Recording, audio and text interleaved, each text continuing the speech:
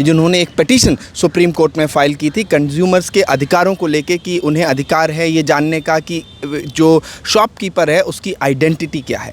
Sir, एक तरफ सावन का महीना चल रहा है, अगली सुप्रीम कोर्ट ने सुनवाई भी रखी है, 22 तारीख को सुप्रीम कोर्ट मैटर सुनेगा। ऐसे में आपकी पिटीशन क्या हुआ आज सुप्रीम कोर्ट में, प्लीज़ हमारे दर्शकों को डिटेल से बताएं।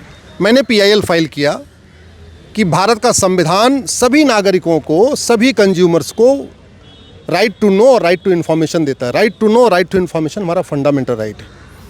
कंज्यूमर प्रोटेक्शन एक्ट 2019 कहता है कि भारत के सभी कंज्यूमर को ये जानने का अधिकार है कि जो सामान खरीद रहे हैं वो किसने बनाया, कब बनाया, जो प्रोडक्ट खरीद रहे हैं वो उसमें क्या क्या इंग्रेडिएंट है, उसमें क्या क्या मिला हुआ है, उसकी एक्सपायरी डेट क्या है। साथ ही साथ कंज्यूमर प्रोटेक्शन एक्ट ये भी कहता है कि हमें उस डीलर, डिस्ट्रीब्यूटर, फ्रेंचाइजी ओनर, दुकानदार के बारे में भी जानने का पूरा अधिकार है, जिससे कि अगर हमारे साथ कुछ धोखा हो जाए, ज़्यादा पैसे ले ले, नकली सामान दे दे, तो हम उस दुकानदार के खिलाफ जाके डिस्ट्रिक्ट कंज्यूमर फोरम में शिकायत कर सकें।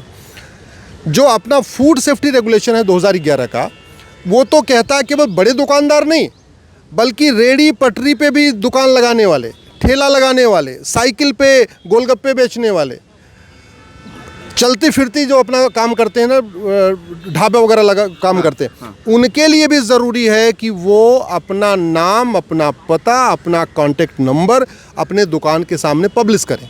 मैं पूरे देश में घूमता रहता हूँ। अभी मैं गुरु पूर्णिमा के अवसर पे हरिद्वार गया तो रास्ते भर मैंने देखा कि 50% से ज़्यादा दुकानों पे दुकानदार का ना नाम लिखा हुआ है, ना उसका पता लिखा हुआ है, ना उसका मोबाइल नंबर लिखा हुआ है। हमारे साथ धोखा हो गया, लेकिन मैं शिकायत किसके खिलाफ करूँ? इसी तरीके से मैं जून के महीने में कर्नाटक में था, आंध्रा तेलंगाना भी गया था, मध्य प्रदेश था, महाराष्ट्र था और लेह और लद्दाख था। वहाँ पे भी मैंने देखा कि 50% से ज़्यादा दुकानों पे कोई बोर्ड ही नहीं है, और जिन दुकानों के ऊपर बोर्ड है उस पर ये तो लिखा हुआ है कि दुकान का नाम, लेकिन उस दुकान के मालिक का नाम नहीं लिखा हुआ है, उस दुकान के मालिक का एड्रेस नहीं लिखा हुआ है, उसका कोई फ़ोन नंबर नहीं लिखा हुआ है। इसलिए हम लोगों को, कंज्यूमर्स को बहुत दिक्कत होती है। उनके ओवर पेमेंट हो जाए, उनका पेमेंट कट गया, 2 बार कट गया, या ज़रूरत से ज़्यादा उसने पैसा ले लिया, या उसने उसको नकली सामान दे दिया, तो चाहे वो मिलावटखोरी हो जाए, चाहे वो कालाबाजारी हो, चाहे वो मुनाफाखोरी हो, उसके खिलाफ कंज्यूमर शिकायत नहीं कर पाते, क्योंकि असली दुकानदार का नाम ही नहीं पता होता है। इसलिए मैंने PIL फाइल किया, और आज माननीय सुप्रीम कोर्ट ने हमारी याचिका को सुनने के बाद केंद्र सरकार के अलावा सभी राज्य सरकारों को नोटिस जारी किया है। 4 सप्ताह के अंदर जवाब मांगा है।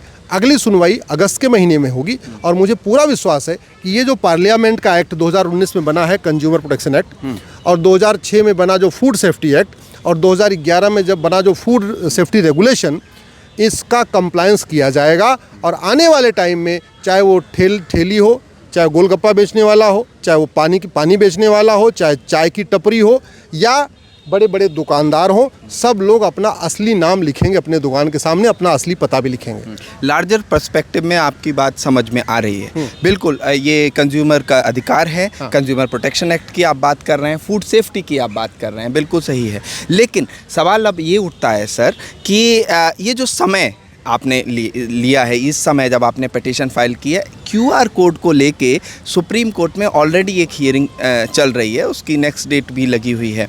उत्तर प्रदेश के इस कानून को QR कोड से स्कैन करके आप आइडेंटिटी जान सकते हैं किसी की, उसको लेके विवाद है। ऐसे में जब आपकी पिटीशन आती है तो इनडायरेक्टली उसमें भी तो नाम ही और सब आइडेंटिटी रिवील हो जाएगी ना व्यक्ति की, और आइडेंटिटी को लेकर पिछली बार भी पिछले साल जब इन दिनों सुनवाई हो रही थी कांवड़ यात्रा के ही दौरान, तो सुप्रीम कोर्ट ने कई टिप्पणियां की थी। उस को ध्यान में रखते हुए आपकी ये पिटीशन किस तरह से देखी? देखिए, पहली बात तो हवलदार जो पुलिस में है ना, उसके लिए भी अपनी नेम प्लेट लगाना ज़रूरी है। थानेदार के लिए भी नेम प्लेट लगाना ज़रूरी है। तहसीलदार के लिए भी नेम प्लेट लगाना ज़रूरी है। कलेक्टर, कप्तान के लिए भी अपने ऑफिस के सामने नेम प्लेट लगाना ज़रूरी है। हम लोग वकालत करते हैं, हम अपने चैम्बर के सामने नेम प्लेट लगाना ज़रूरी है। जो लोग डॉक्टर हैं उनको अपने क्लिनिक के सामने नेम प्लेट लगाना ज़रूरी है। सबके लिए नेम प्लेट लगाना ज़रूरी है। और फूड सेफ्टी जो रेगुलेशन है 2011 का, वो तो कहता है रेडी पटरी, ठेला, टपरी, चाय की दुकान, पकौड़ी की दुकान, खोमचे की दुकान, साइकिल पे दुकान, ठेले पे दुकान, कोई भी हो, कोई फिक्स दुकान नहीं। इवन जो मूवेबल दुकान होती है, जो घूम घूम के लोग दुकान लगाते हैं, उनके लिए भी ये लगाना। अगर आप कुछ खान पान का सामान बेच रहे हैं तो फूड सेफ्टी एक्ट कहता है आपको अपना नेम प्लेट लगाना ही पड़ेगा। अगर आप खान पान का सामान नहीं बल्कि कुछ और सामान बेच रहे हैं, कपड़ा बेच रहे हैं, कुछ और बेच रहे हैं, तो भी कंज्यूमर प्रोटेक्शन एक्ट कहता है आपको अपना नेम प्लेट लगाना पड़ेगा। पार्लियामेंट का कानून है, 2006 का फूड सेफ्टी एक्ट है, 2011 का फूड सेफ्टी रेगुलेशन है, 2019 का कंज्यूमर प्रोटेक्शन एक्ट है। इसका कंप्लायंस नहीं हो रहा है, बल्कि उल्टा इसके खिलाफ सुप्रीम कोर्ट में याचिकाएं फाइल हो गई हैं।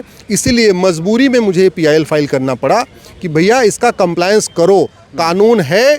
अच्छा, फूड सेफ्टी रेगुलेशन में तो ये भी लिखा हुआ है कि जो गवर्नमेंट अथॉरिटी है वो हर साल जाके ऑडिट करेगी और चेक करेगी कि सारी दुकानदारों पे नेम प्लेट है कि नहीं है। हम तो कहते हैं 2-4 ये जो फूड इंस्पेक्टर है इनको सस्पेंड करना चाहिए, टर्मिनेट करना चाहिए, क्योंकि इनकी एरिया में नेम प्लेट नहीं है और फिर भी ये टिक मार के आ रहे हैं। इसका मतलब कागज़ के ऊपर सारा वेरिफिकेशन हो रहा है। ऐसे 2-4 लोगों के ऊपर कार्रवाई होगी, बहुत जल्दी ये लागू हो जाएगा। बहुत बहुत धन्यवाद सर, आपने अपना पर्सपेक्टिव बताया। अब देखना इंपॉर्टेंट होगा, सुप्रीम कोर्ट ने नोटिस इशू कर दिया है, केंद्र सरकार और राज्य सरकारें क्या अपना जवाब दाखिल करती हैं। साथ ही साथ जो QR कोड की हियरिंग है उस पर इसका क्या असर पड़ता है, जो अश्विनी उपाध्याय, एडवोकेट अश्विनी उपाध्याय ने पटिशन लगाई है। विशेष धन्यवाद आपका हमसे बात करने के लिए। धन्यवाद।